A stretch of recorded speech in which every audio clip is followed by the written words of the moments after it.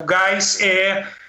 o principal elemento de transformação da economia brasileira pelo viés competitivo. Nós vamos ter uma oferta muito significativa de gás do pré-sal,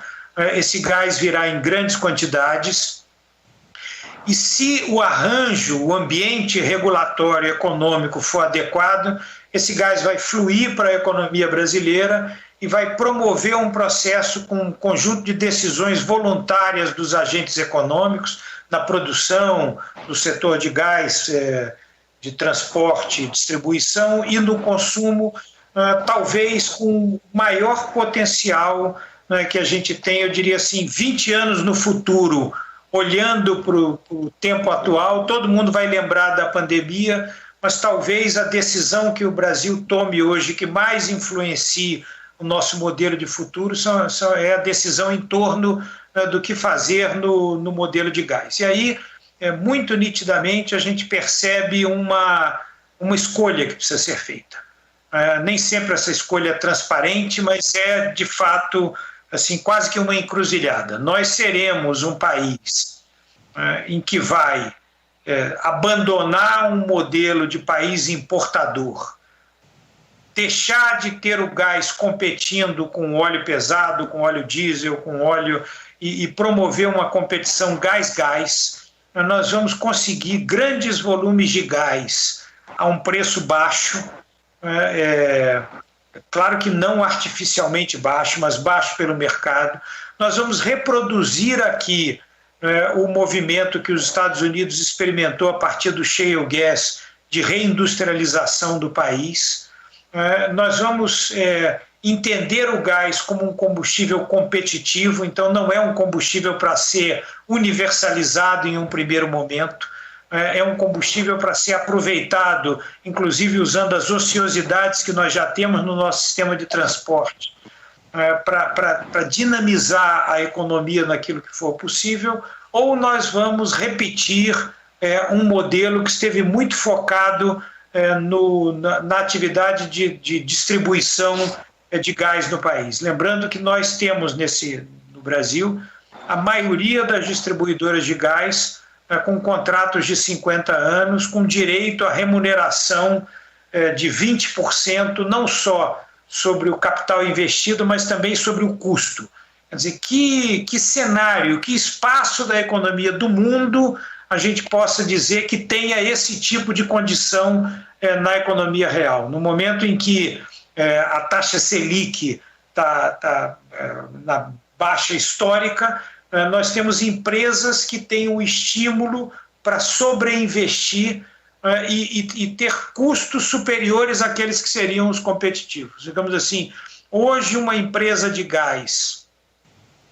particularmente essas que têm 20% de remuneração garantida, se tem um seminário na Bélgica e não temos restrição de viagem, é melhor mandar 10 pessoas na classe executiva, porque isso vai custar mais e eu vou receber uma rentabilidade no meu negócio que é de 20% sobre um custo que foi maior. Então, os incentivos têm levado a um movimento de empresas que estão trocando o mercado industrial por um mercado de consumidores menores, para esquentar piscina em shopping, para fritar bife em restaurante, ou mesmo em residências, e defendendo a expansão desse modelo para levar gás para o interior do Brasil, para replicar esse modelo no Brasil adentro, com um preço de gás que não será competitivo. Nós vemos cenários com decisões que nos assustam muito pelo Brasil inteiro. Minas Gerais, por exemplo, adotou agora um modelo de criar um ativo fantasma, né? A distribuidora pagou um direito ao governo pela renovação da concessão, perto de R$1 bilhão, mas botou isso na base de ativos da distribuidora, portanto, os consumidores vão pagar por esse direito e vão pagar com o OC regulatório, quer dizer, a empresa de gás captou recursos emitindo debêntures a um custo baixo e botou esse recurso com OC regulatório na tarifa. Então, ganha o investidor da distribuidora de gás, que tem 70% de capital privado, ganha o governo do Estado e o consumidor paga na sua conta por esse valor. Em muitos outros estados, né, a gente percebe movimentos quase que de ilhamento dos estados a partir de soluções que abandonam a integração nacional através de gasodutos, né, e tentam consolidar, no momento em que o Brasil vence o monopólio da Petrobras e diversifica o seu mercado, alguns estados apostam na criação de monopólios locais, amarrando os seus consumidores e estimulando investimentos regulados e não investimentos competitivos. Então, nesse cenário, eu acho que é importante destacar o Rio de Janeiro e o trabalho da Firjan nas discussões com o governo do Rio de Janeiro, que nós acompanhamos, e o Fórum do Gás, que conta comigo e o Adriano, porque o Rio de Janeiro apresentou um projeto de regulação que está muito mais alinhado, é o benchmark hoje no Brasil, com esse projeto hoje liderado pelo governo federal da criação do novo mercado de gás. Então eu concluo essa apresentação estratégica de abertura de dizer esse momento da pandemia é um momento também em que nós estamos fazendo escolhas para o nosso futuro. O governo foi muito hábil em promover a competição, quer dizer, não só a competição entre empresas, mas também a competição entre governos estaduais. Então, governos estaduais estão fazendo diferentes opções para o tratamento do futuro do seu mercado de gás e alguns serão mais bem-sucedidos do que o outro. O Rio de Janeiro, pela posição geográfica que ele tem, na frente do pré-sal, sentado nos gasodutos e com uma regulação que dá sinais de ser a mais moderna do Brasil, acolhendo a tarifa específica para consumidor, reinterpretando o conceito de monopólio natural, refletindo sobre a universalização, é onde a gente espera que a gente consiga atingir preços baixos de gás para acionar gatilhos de consumo industrial em grandes volumes. Quer dizer, não só o consumo veicular, competindo com o diesel e a gasolina, e a competição com o diesel é estratégica para o governo, isso é muito importante, não só abrindo oportunidade para que outros combustíveis penetrem na rede, participem dessa competição, mas principalmente acionando gatilhos da grande indústria, para a produção de metanol, para a indústria química, para a pelotização de minérios, que é uma vocação brasileira, para o uso na siderúrgica, para o uso nas indústrias de vidro e para a geração de energia elétrica de forma competitiva, seja para firmar a energia renovável, seja para entrar como energia de base, ajudando os reservatórios das hidrelétricas a equilibrarem o sistema e oferecendo uma energia com baixíssima vantagem por não precisar ter poucas perdas e não precisar de tantos investimentos em transmissão e de ter atributos de grande relevância para o sistema, como, por exemplo, a capacidade de gerar de forma contínua e próxima aos centros de carga, que, de novo, é uma vantagem para o Rio de Janeiro. Então, eu concluo dizendo que é um momento muito interessante em que o Brasil faz escolhas e essas escolhas têm repercussão na escala econômica e na escala política, e nós precisamos todos compreender o jogo que está sendo jogado e trabalhar para que os resultados sejam aqueles melhores possíveis para o Brasil, para a geração de empregos e para a recuperação da economia no pós-crise. E eu registro mais uma vez que o Rio de Janeiro, nessa discussão, tem assumido uma posição de benchmark e de liderança. Obrigado, Karim.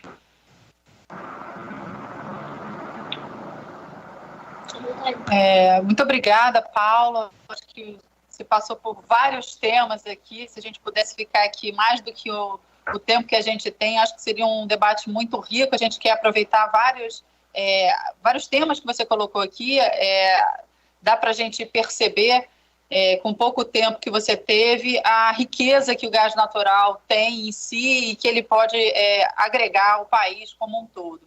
Para a gente poder seguir aqui com as apresentações, eu vou convidar agora o Adriano Lorenzon, corrigindo aí o sobrenome do Adriano,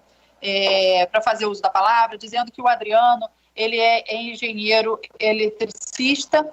formado pela Universidade Federal do Espírito Santo. Ele atuou por 10 anos na indústria, na aquisição e gestão de insumos energéticos, e desde 2017 ele está na Abrace fazendo a gestão da área de gás natural da Abrace, representando os interesses de grandes consumidores industriais de gás natural nas esferas federal e estaduais. Adriano, a palavra está com você. Muito obrigado, Karine. Agradeço o convite e parabenizo a Firjan aí por esse evento. Acho que é sempre importante a gente discutir um pouco sobre gás natural, que efetivamente não está no dia a dia de toda a população, mas é um insumo bastante estratégico do ponto de vista de país, como o Paulo Pedrosa evidenciou aí pela fala dele. Eu gostaria de citar alguns pontos aqui que eu entendo importantes para uma fala inicial, que é primeiro entender um pouco do gás natural dentro da crise do Covid-19. Então, assim, primeiro, o tratamento que foi dado nesta crise e que conseguimos como país não ter impactos tão fortes sobre a indústria, sobre o setor produtivo, né? Então, no primeiro momento, o que a gente viu é que a Petrobras, como monopolista de fato, né, ela suspendeu uma série de penalidades que existem entre os contratos com as distribuidoras de gás e as distribuidoras com todos os consumidores, reconhecendo um evento de força maior, reconhecendo um evento único realmente, e dessa forma ela não está cobrando essas penalidades dos consumidores industriais, que já tiveram a sua demanda muito reduzida, e se tivessem que pagar esses compromissos, é o que a gente chama de take or pay ou ship or pay, o custo ficaria realmente quase impeditivo dessas indústrias continuarem a funcionar. Então, acho que esse é um primeiro ponto. Isso pode ser explicado um pouco pela lógica produtiva nacional, né? Porque o gás, a maioria do gás produzido, ele é associado. Então, quando você reduz a produção de petróleo por causa de mercado mundial, você também automaticamente está reduzindo uma produção de gás, né? Ou quase que obedecendo uma redução sistemática do consumo, além do portfólio que a Petrobras também tem de flexibilidade, quando a gente fala de terminais de GNL e da própria aquisição do gás boliviano. Então, é uma estrutura que denota uma certa, quase que imaturidade ainda do setor de gás no Brasil, mas que para esse momento serviu para atenuar um pouco os efeitos da redução do consumo para os consumidores, né? Acho que esse é um principal ponto. O outro ponto da pandemia que a gente vê, que é bastante interessante denotar aqui, é que a gente está passando por um momento de transição, né, no setor de gás, um momento de transição de um setor monopolista, um vendedor com poucos compradores, para um mercado que a gente está mirando lá na frente, que são vários produtores, vários comercializadores, vários consumidores demandando gás natural. E a pandemia aconteceu exatamente no meio dessa transição. Então, como o Paulo citou, existe uma série aí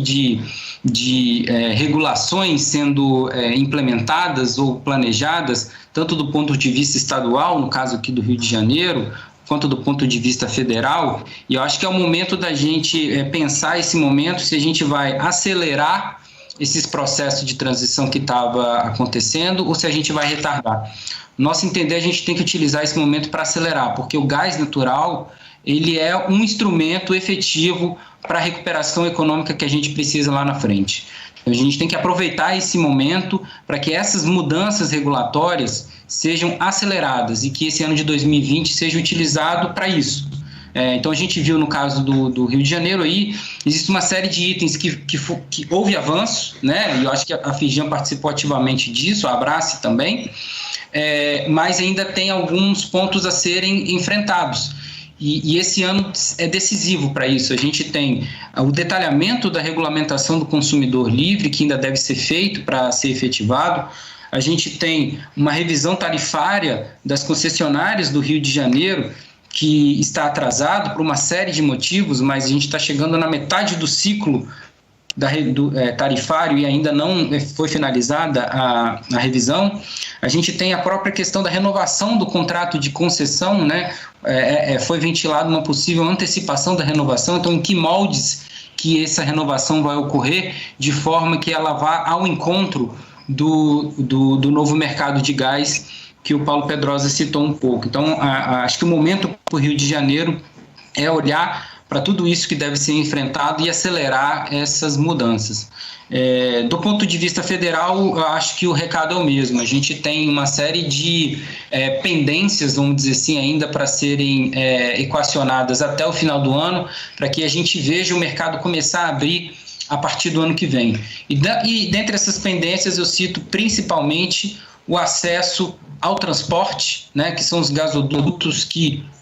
levam gás por todo o Brasil, injetam gás em ponto e pode consumir gás em qualquer outro ponto, e a gente tem acesso às outras infraestruturas, como, por exemplo, as unidades de processamento de gás, para que os outros produtores que hoje produzem na Bacia de Campos, na Bacia de Santos, possam vender gás para outras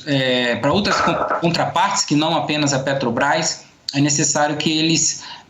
tenham acesso, né, paguem por esse acesso às UPGNs e possam vender gás para outros consumidores, distribuidores, etc. Acho que aí a gente tem um início, a gente precisa ter esse movimento inicial de abertura do mercado de gás, que aí acreditamos que começa num movimento realmente muito virtuoso. Por fim, eu volto um pouco na questão do Rio de Janeiro, que eu acho que é interessante a gente olhar de tudo que foi feito no passado em relação à regulação da distribuição de gás natural e entender como que isso deve mudar para o futuro. O Paulo citou uma série de contratos aí, né, de diversas distribuidoras que são realmente bastante diferenciados, né, do ponto de vista de taxa de retorno, mas a gente vê até um certo paradoxo, que esse não é o único elemento que torna a margem de distribuição, a remuneração de distribuição tão alta. Por que eu falo isso? Eu cito, por exemplo, o caso do Rio de Janeiro, onde não tem esses contratos de concessão, né, obedece a uma certa lógica de mercado para definir o WACC regulatório, a taxa de remuneração, mas mesmo assim tem uma margem de distribuição muito alta em relação àquelas distribuidoras que têm as menores margens do país. Então, o que eu estou querendo citar aqui com essa conclusão é que, mesmo mercados maduros como